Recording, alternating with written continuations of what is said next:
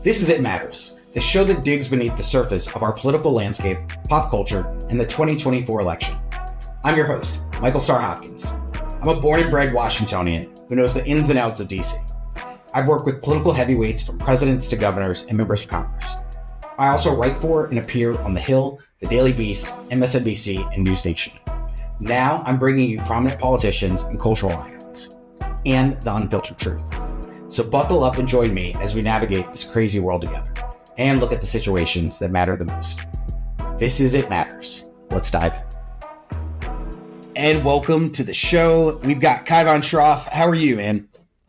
Good to join you. Hey, thanks so much for joining the show. I wanted to have you on to talk about the 2024 election and Democrats. You're a political consultant. You kind of move around DC and the political world. Talk to me about... Don't we all? No. At least we try to. Talk to me about the 2024 election and why the stakes are so high. Sure. Well, I think it can sound sort of tepid to describe, the realities that I think would happen in 2024, but Trump, just as he did in 2016, and I was on the Clinton campaign, has really narrated exactly what he and his crew will do if they win the White House again through Project 2025 and so many other things. Obviously, that specific example is a focus on really installing an authoritarian government at the federal level, firing, neutral public servants, installing loyalists. The list really goes on there of the level of retribution Trump sort of wants to get against journalists and political dissenters and all that stuff. But I think even just looking to the people that he surrounds himself with, we've seen how awful these people are. And I mean, the crew, it's funny to watch the Cohen trials kind of and see, the testimony from folks like him, but even Hope Hicks. Like, remember reading about Hope Hicks every day and who she was sleeping with and the various abusers and awful people that were running our country, and who would want that again? Who are some of the worst people that Trump surrounds himself with? Well, I think that he always has, it seems like, some long-term, and I think, it's worth pointing out, these people did not just come up with Trump. They've been in the Republican sort of orbit for decades. He has these legal advisors who sort of come up with these awful plans, whether it's from the Heritage Foundation or it's folks like Josh Hawley or Elise Stefanik who, comes up with like the most ridiculous talking point and parrots it over and over again and calls the Jan 6 rioters hostages. He's looking for those folks that can sort of sell this BS to people on a mass scale, and he seems to have an endless supply of them. You've got the Stephen Millers of the world who are really leading not just his immigration plan to round up undocumented individuals, but also implement Project 2025 that you've talked about. What is it about the Stephen Millers of the world that make them so dangerous? Yeah, I mean, they seem driven not by any sort of rationality, but just pure bigotry and hate.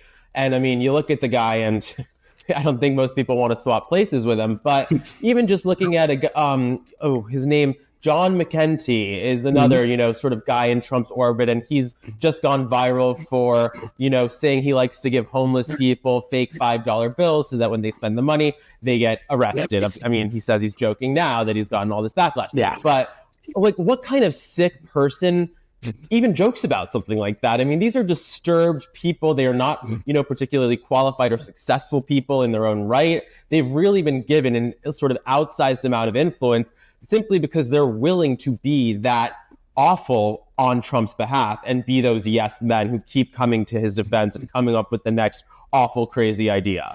It does seem like there's like a meanness that's baked in.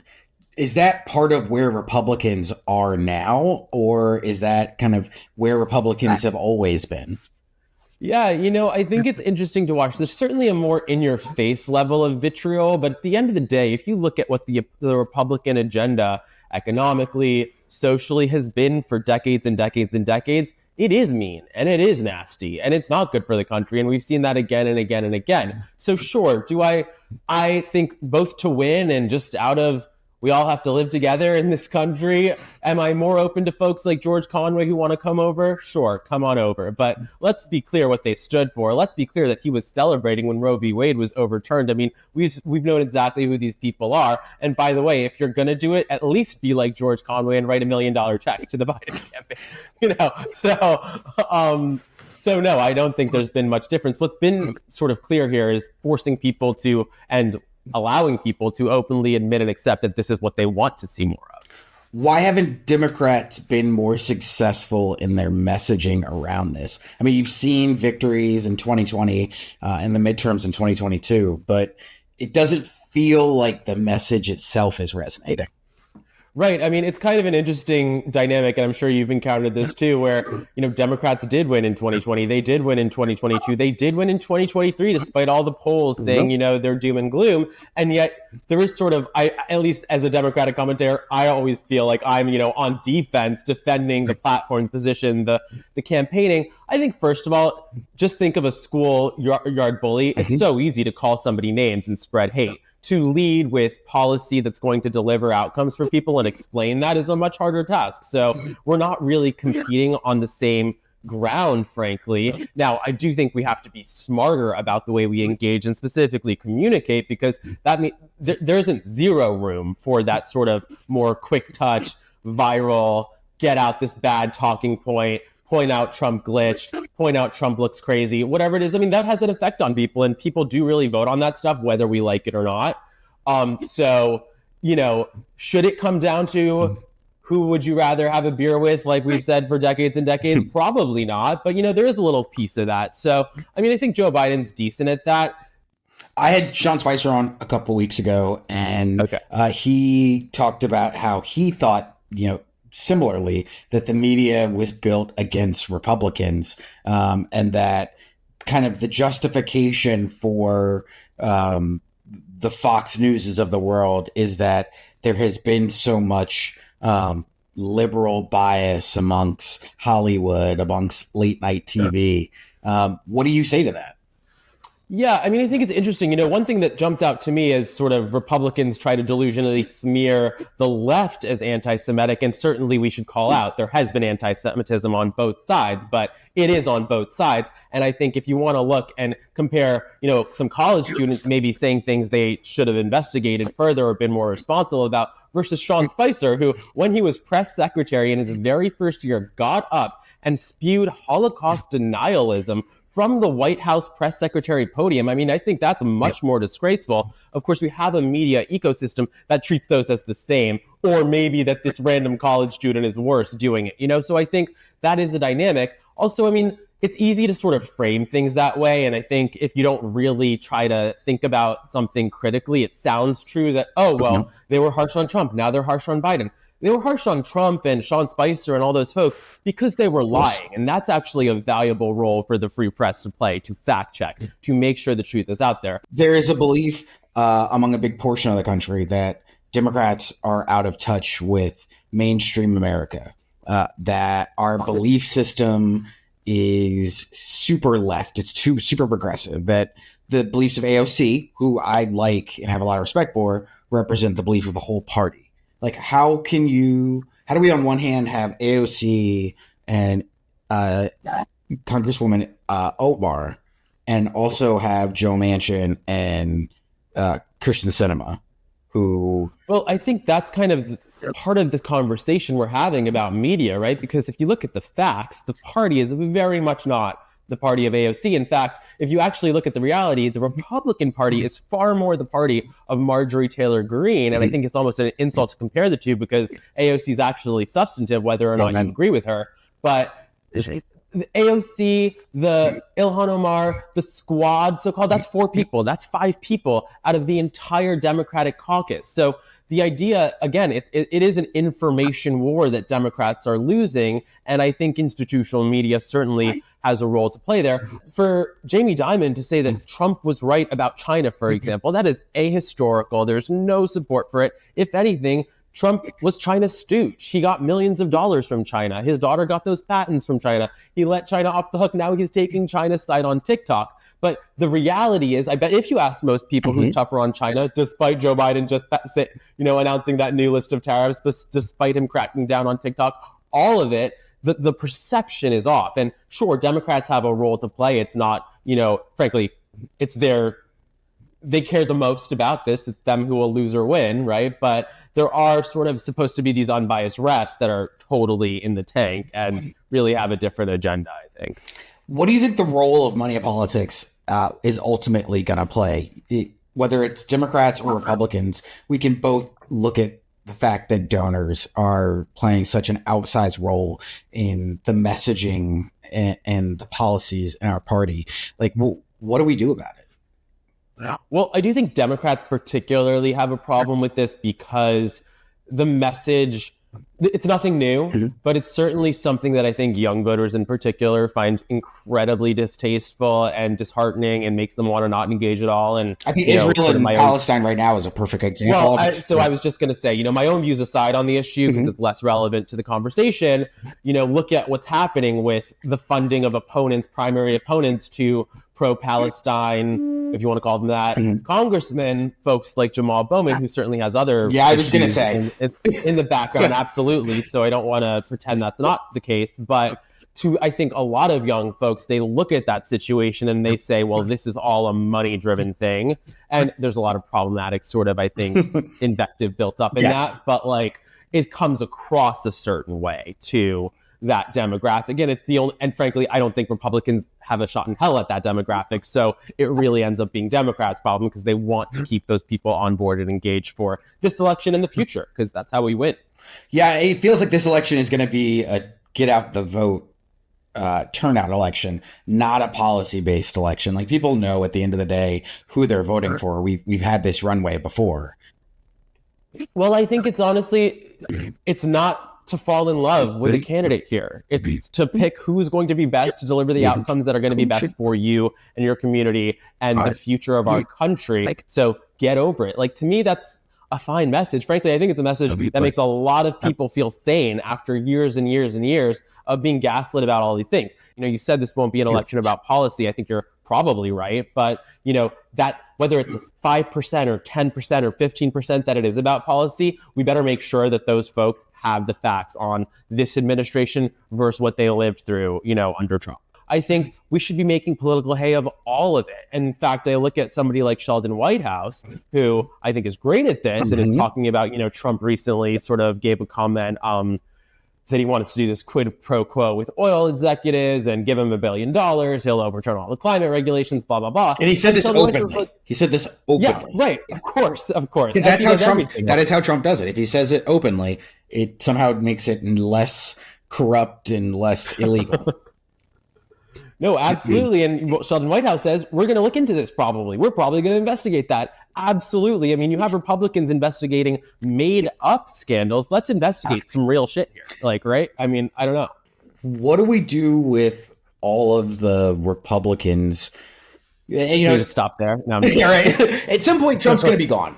And there are going to be tens of millions of Republicans who supported him, who are going to need to take that support somewhere else.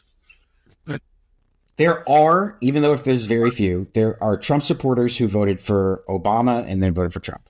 For the life of me, I don't understand who they are, how it happened. I know some, and it blows my mind. How did Democrats get some of those Trump voters back? I know that's the conversation that we always have around election season, but we have to for the sake of the country, because we're for damn sure not going over there. I'd split those folks into two groups. I think that there's certainly a group, people of color, Hispanic communities that have been viciously targeted, specifically Hispanic communities, with disinformation on WhatsApp. And it's a very top-down effort to, get them to have not even the basic facts about the reality of the country today. They're often targeted in, Spanish language. So it's hard for others to just quickly fact check. They're on local trusted channels. That's a big problem. And I think that Democrats are investing there. And that's, again, comes back to the money issue. Then I think there's a lot of folks like the folks that Nicole Shanahan and RFK Jr. are playing for, the bored, wealthy, overeducated folks who want to shake it up and they love disruption, they'll say all the time. Yeah, they want to burn it down. Burn it all down. Those are selfish people. They don't care. They're bored out of their mind. They're going to be fine, whoever the president is. And I don't think we should listen to them. And I certainly don't think we should be burning cash trying to get their vote because they're like such pick me, you know, like, I don't know. It's like that, like Gen Z, like, you know, they want attention. They really want attention. And to me, it's online too, right? There's always these people telling me why I should vote for Biden. It's like, I'm not going to tell you why I should vote for Biden. Like, at some point, people should do their own homework. Like, right, of course. It's like, it's not on me. Like, I'm on here to share the good messages, the good works of the Democratic Party, connect with folks I think that are making a meaningful difference. You know, like, it has nothing to do with like some troll in my comments. So I find it challenging to engage those people, especially a lot of those folks are highly educated, privileged individuals. So, you know, to me, if there's a voter that sat out the 2016 election, which there were 100 million Americans that did not vote, that's somebody worth fighting to get information to get engaged, to understand how we can bring them on board. Somebody who has all the information and wants to have a 5-hour conversation every day about this, like, I don't have time for that. I mean, how did you get into doing TV commentary? I always think it's interesting to hear people's stories.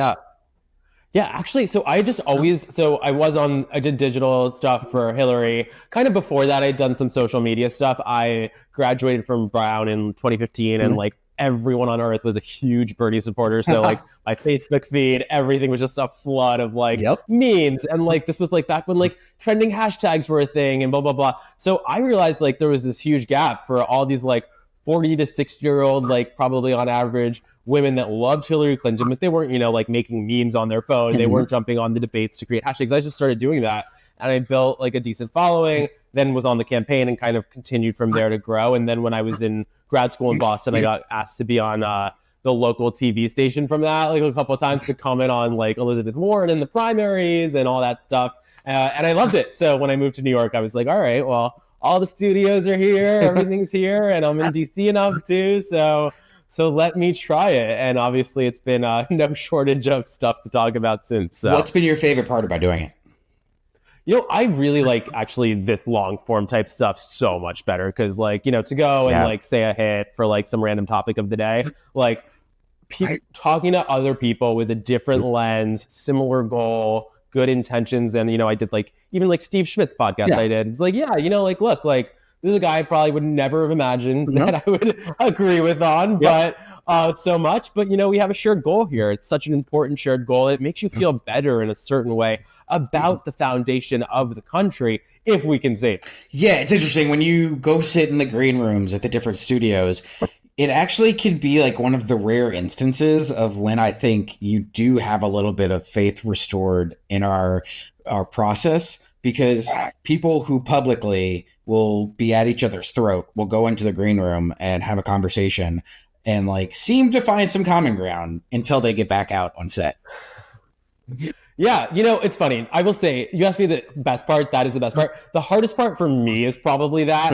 I don't know if it's an age thing, if it's like a cynicism thing. To me, it's like, I don't want to go sit next to, breathe the same air as, pretend to be BFFs with some person who's like then going to defend Trump for being a white nationalist. So totally like, of course, it's totally reasonable for Ann Coulter to say that she'd never vote for an Indian. It's like, well, okay, you literally don't see me as a person. Like, I'm not going to smile at you.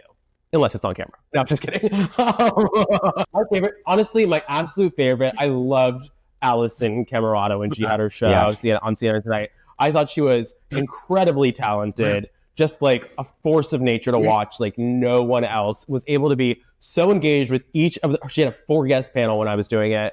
She knew the facts about them. She'd be charming. She'd bring stuff up and she'd get to, you know, she sort of cut through the nonsense. So I appreciate it. Yeah, I think there are a lot of great hosts. I actually do think Blake's great. Later, we're going to have to talk. I was only on with him once, so I'll give him a pass. We'll have to all sit down someday to have dinner and all hang out. I think Brianna at CNN is great. I think Laura Coates is great. I think Caitlin Collins is great. I think there's like a really great. I like Shane McConnell. Yeah, Shane's great. I I started out at Fox and Fox News as kind of like their black Democrat. Back in the day. And like Shane and Blake and a bunch of like, I'm trying to think who else. Ellison Barber, who's now at NBC News now. I like came up with a lot of those people. I'm trying to think who else. A lot of the producers make the same cycle too. Like people who will be at Fox one day will be at CNN and MSNBC. Yeah. And it's like, you know what I love? I love a lot of the Scripps people. I think they're so nice. Yeah. Like, Chris Stewart's great. I like Tara's great. Gal. I have been lucky in that, or I guess it's sort of a mixed bag, but I always tell people, like, my goal, as I was talking to people early on, and they're like, oh, well, why don't you reach out to Jessica Tarlov? She's so great. And why don't you go on Fox more? And blah, blah, blah. And it took a long time to actually go on Fox. And now that I've been doing it a long time, I do because I feel more comfortable. But, you know, my goal is not to be on TV long term. You know, I'm 30 now and I'm excited that I was able to do it and will do it as much as I can. And I love, like, it's fun for me. But, you know, I'm not out here to, like, say a bunch of crazy crap and go viral for it and get the next booking, or you know, play the Democrat who's going to say some crazy thing and you have the Republican who's saying some equally crazy thing. It's like, I'm here to say what I think, share my experience, talk about my background. If that's boring, it's boring. If it's, you know, too aggressive, it's too aggressive. It's like, I think it's important if like to speak truth to power and all, and you know, if when you're disagreeing, like disagree without being disagreeable most of the time. It is interesting.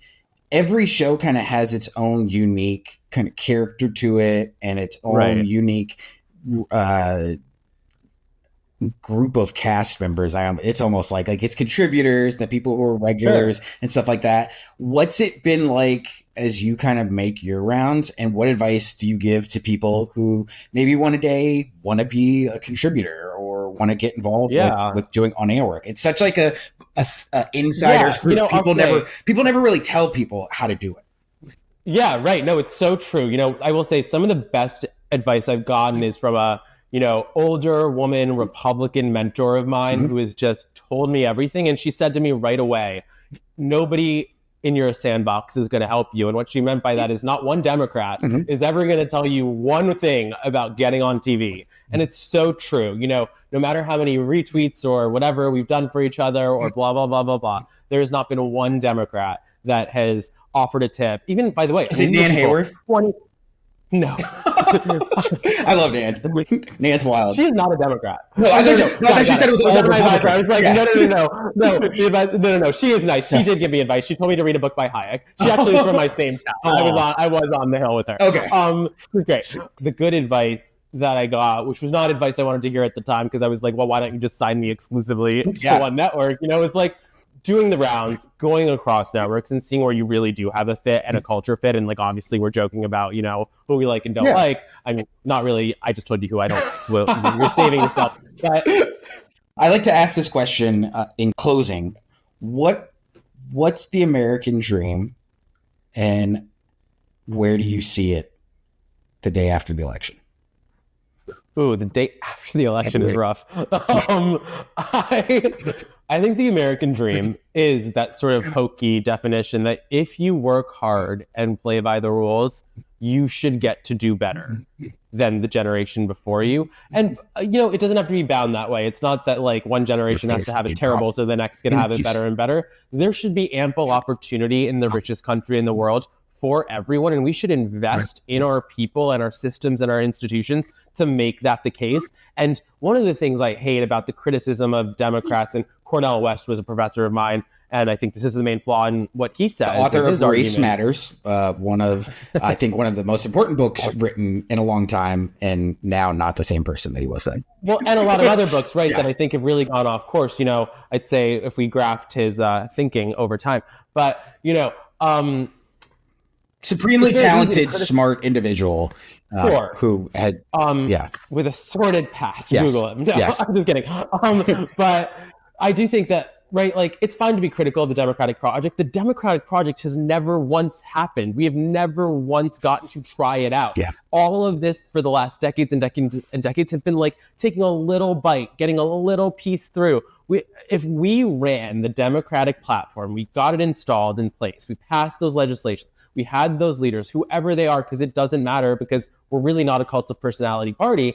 And we let 10 years go by, America would be back on track, I think. You let 20 years go by of investing in our social systems, in our education system, like we were talking about earlier, how big a problem that is. All of that stuff, creating opportunities for folks instead of pitting Americans against each other, which is absolutely what the agenda has been on the right for so long.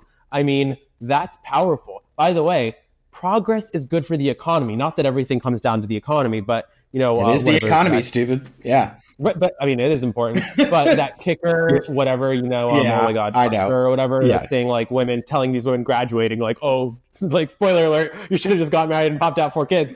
Woman's place is in the kitchen or whatever. What crazy. You look at, and his jersey is the number one selling jersey among women right now. Yikes. Yeah, right. Yikes. Those Katie Britt. But you go look at a graph. It's very simple. Women enter the workforce, our GDP skyrockets. The more equality we have, our GDP skyrockets. Right? The more freedom we have in this country, good for GDP, good for the economy, good for opportunity, all of it. And so I think the idea that we are currently, for example, fighting the Republicans about Putin being an enemy, about China being an enemy, where their leader, Trump, is siding with China on these critical national security issues. I mean, that gets in the way of the American dream inordinately. So we never talk about that. But is the American dream still alive? Well, I think one version of it is the version I articulated. That's not, sort of this idea that if you go to college and you spend $250,000 and then you work your bones out for the next 30 years, you're going to have all these great opportunities and your kids will have all these great opportunities. No, that model is absolutely broken. Who knows if it was ever really true? But I think there is a version of the American dream, which is just that people want opportunity. They want meaningful lives. They want to count, and everybody does count. But, I think that getting folks those resources and having the time to do it without constantly moving forward, moving backwards, moving forward, moving backwards, being on the brink of a civil war, being on the brink of a World War III. Those things get in the way. Yeah, I mean, that manic shift, the pendulum swing, listen, I'm black. That's bad for my blood pressure. We already got high blood pressure. We can't be messing around with that. Hey, where can people find you on social media? Yeah, thank you. I'm Kaivan Shroff, KAIVAN SHROFF, everywhere. Instagram, Twitter, Threads, TikTok. Perfect. Follow me. Hey, thank you so much for joining the show. I really appreciate it. Sure. Promise us that you're going to come back as we get closer to the election so we can do some more predictions. I'm so glad you're doing this. This is a great conversation. One of the better ones I've had in a long time. Thanks. We're trying to open it up. We want to have some long form conversations and really Cool. Well, you'll have to have me back since I won't be getting booked on News Nation. We'll make you a contributor over here. Hey, thanks, man. Very good. Yeah, look forward to it coming out. Thanks. Have a good one. Thanks for being with me today. Share this episode with others, like and review it, and please keep learning all you can so that you can make an informed voting decision this year. Come back next week for more Truth in Politics. I'm Michael Starr Hopkins, and this is It Matters.